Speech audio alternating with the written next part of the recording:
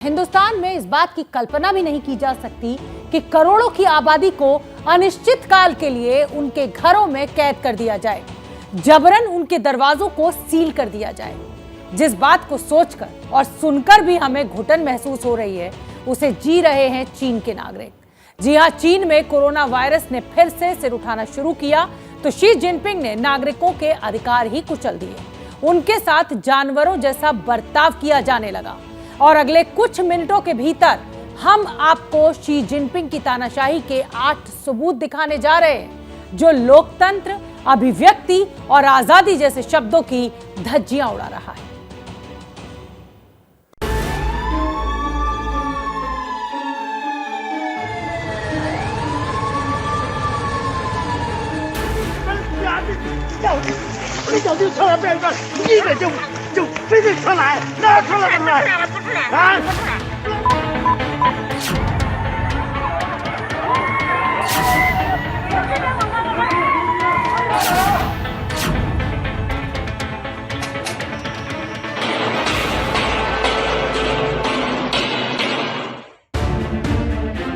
पिछले कुछ सेकंड के भीतर आपने टीवी स्क्रीन पर जो तस्वीरें देखी हैं, वो तो सिर्फ चीन के तानाशाही रवैये का ट्रेलर भर है।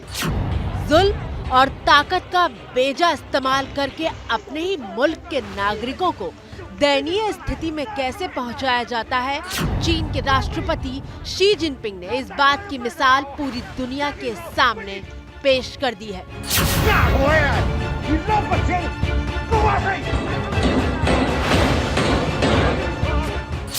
शी जिनपिंग की जीरो कोविड पॉलिसी आम लोगों पर कैसे कहर बनकर टूटी है, हम उसके आपको कुछ सबूत दिखाने जा रहे हैं। तानाशाही का पहला सबूत। टीवी स्क्रीन पर मौजूद ये तस्वीरें चीन के हेनान प्रांत की राजधानी ज़ांगजाओ की है, जिसके हर कोने में सन्नाटा पसरा हुआ है।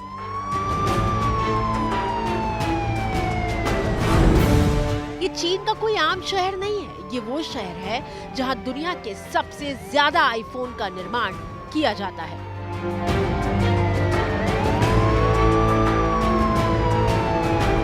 लेकिन मैन्युफैक्चरिंग हब के तौर पर पहचान बनाने वाले इस शहर को देखिए, जहां कर्फ्यू जैसे हालात हैं।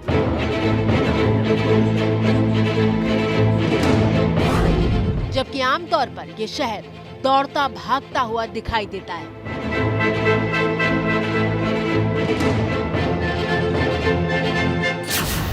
लेकिन ज़ांगजाओ की एक फैक्ट्री में कोरोना के केस मिलने पर जिनपिंग ने पूरे शहर पर ही ताला डलवा दिया है।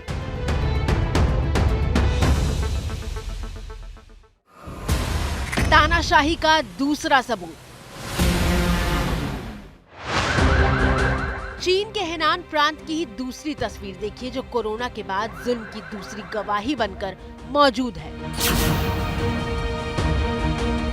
दावे के मुताबिक सादे कपड़ों में दिख रहा ये वो शख्स है जिसने लॉकडाउन के नियम को तोड़ा है और उसके चारों तरफ पीपीई किट पहने चीन की पुलिस मौजूद है।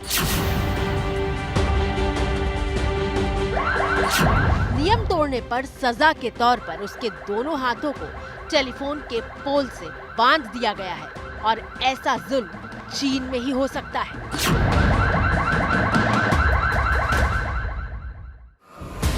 तानाशाही का तीसरा सबूत। इस तस्वीर में पीले कपड़ों में एक चीनी नागरिक घर से बाहर निकला हुआ है। लॉकडाउन का पालन करवाने वाली जिनपिंग की फौज उस पर चिल्ला रही है।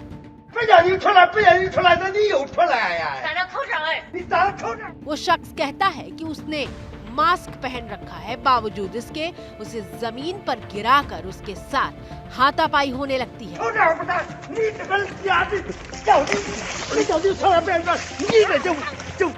मारपीट के बाद सहमा हुआ वो शख्स कहता है कि मैं अब कभी बाहर नहीं निकलूंगा।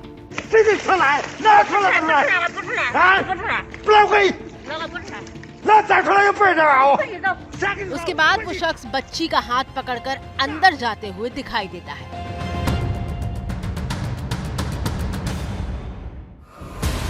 तानाशाही का चौथा सबूत।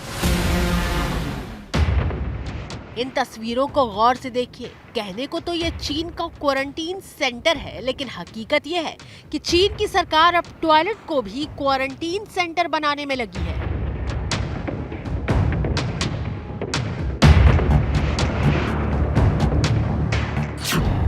तस्वीरें चीन के शिनजियांग प्रांत की बताई जा रही हैं, जो ओमिक्रॉन वेरिएंट के संक्रमण की वजह से पिछले 68 दिनों से सख्त लॉकडाउन से गुजर रहा है। और जब क्वारंटीन सेंटर के लिए जगह कम पड़ने लगी तो सार्वजनिक शौचालय के भीतर ही लोगों को कैद कर दिया गया है।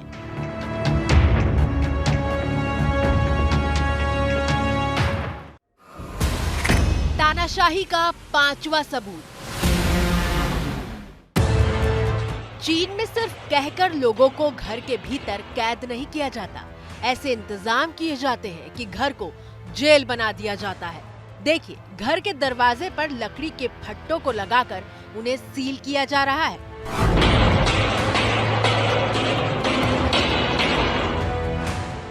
चीन में घर को सील करने के लिए अलग अलग तरीके इजाद किए गए हैं। दरवाजा ना खुले इसके लिए उसे तार से सील किया जा रहा है।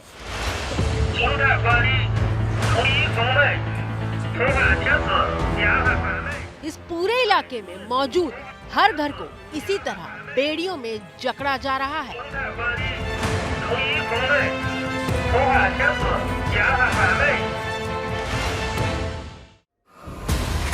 तानाशाही का 6वां सबूत। ये एक घर के भीतर की तस्वीर है। जिस तरफ से वीडियो बनाया गया है वो लोग घर में कैद हैं और बाहर से चिंगारी उठती हुई दिखाई दे रही है। चिंगारी इसलिए उठ रही है क्योंकि वेल्डिंग करके घर के दरवाजे को सील किया जा रहा है।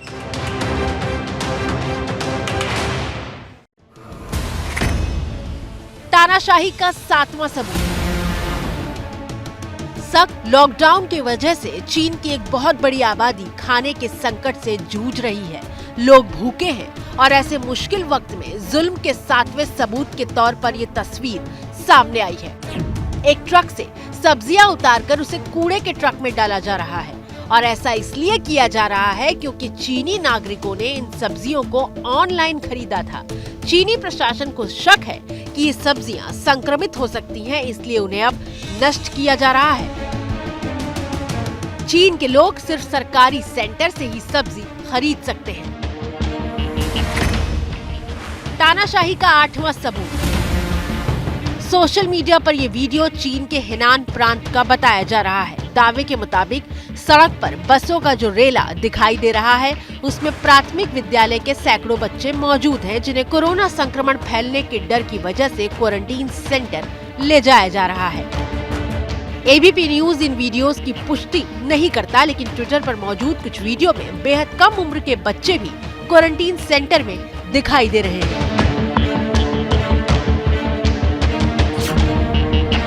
पिछले 3 दिन के भीतर चीन में कोरोना के 1000 से ज्यादा मामले सामने आ चुके हैं। चीन के जिस वुहान से कोरोना वायरस ने जन्म लिया था, वहां भी एक दिन में 20 से 25 नए मामले सामने आए हैं और ऐसा होते ही जिला प्रशासन ने वुहान के 8 लाख लोगों को घर में रहने का तानाशाही फरमान सुना दिया है। तो ये तो कहानी हो गई चीन की, जहां कोविड पॉलिसी के नाम पर लोगों के अधिकारों को कुचला जा रहा है। तो ईरान में हिजाब के नाम पर आवाज दबाने की कोशिश चल रही है, लेकिन 40 दिन पहले आजादी के लिए जो आंदोलन शुरू हुआ था उसने ईरान की सत्ता को हिलाकर रख दिया है।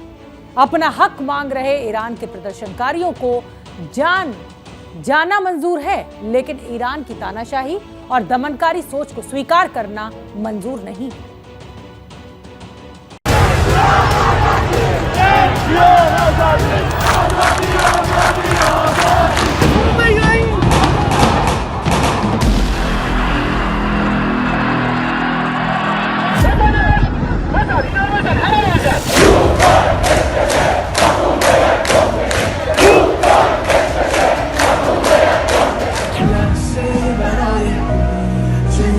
که میخنده برای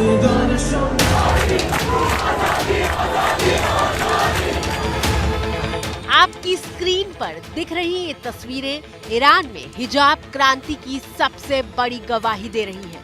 पहली तस्वीर में 8 साल का विद्रोह है, जबकि दूसरी तस्वीर में 80 साल का विद्रोह है। इनकी उम्र में 72 साल का फासला है, लेकिन इस फासले के बावजूद इनकी भावनाएं एक ही हैं और वो भावना है आजादी।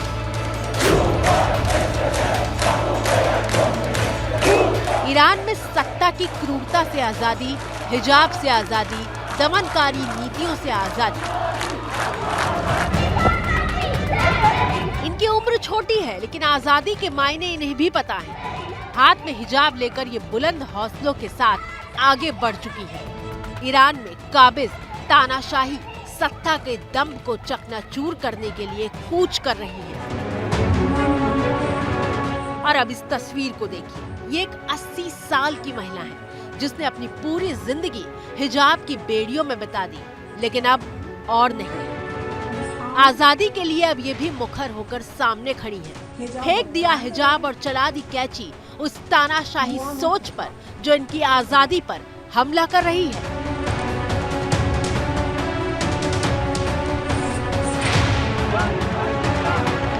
ईरान में विरोध का ज्वालामुखी बनकर उठी ये वो हिजाब क्रांति है जो अब रुकने वाली नहीं। सालों से दबा गुबार क्रांति बन चुका है और इस क्रांति का चेहरा बनी है 22 साल की महसा अमीनी। 40 दिन से ज्यादा वक्त हो गया, लेकिन महसा अमीनी की मौत के बाद भड़की विरोध की चिंगारी अब भी सुलग रही है। 13 सितंबर की तारीख थी जब 22 साल की महसा अमीनी अपने परिवार से मिलने तेहरान आई थी। उसने हिजाब नहीं पहना था। ईरान की मोरल पुलिस ने महसा को गिरफ्तार कर लिया। गिरफ्तारी के 3 दिन बाद 16 सितंबर को महसा अमीनी की मौत हो गई, जिसके बाद ईरान में महिलाओं का गुस्सा भड़क उठा।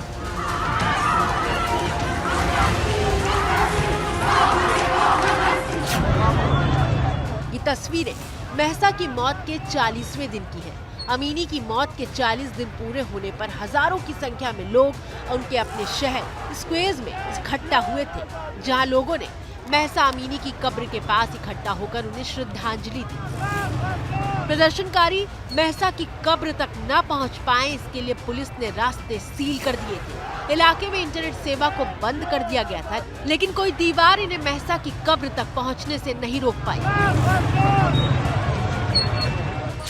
महसा की मौत के 40वें दिन भी ईरान में हिजाब के खिलाफ खड़ा हुआ आंदोलन और तेज हो चुका है। हाथ में हथियार लिए सुरक्षाकर्मी आंदोलनकारियों को खदेड़ रहे हैं। वीडियो में आपको गोलियों की आवाज भी सुनाई दे रही होगी।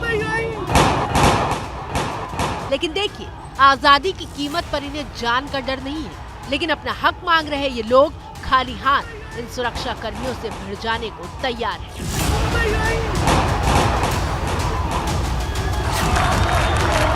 ईरान में चल रहे इस आंदोलन में करीब 252 लोगों ने अपनी जान गंवा दी है।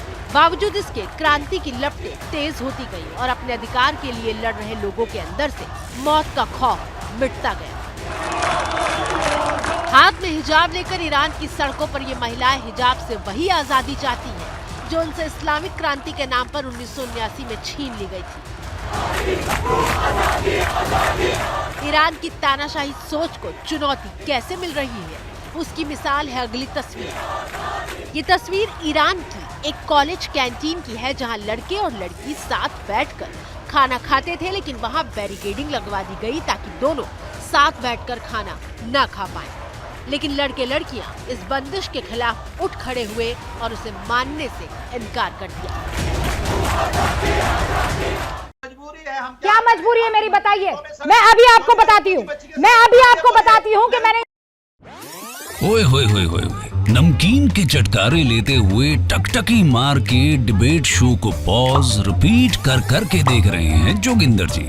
इनकी तरह आप भी देखें अपनी फेवरेट डिबेट्स को रिपीट कर और डाउनलोड कीजिए एबीपी लाइव ऐप अपने स्मार्ट टीवी पर।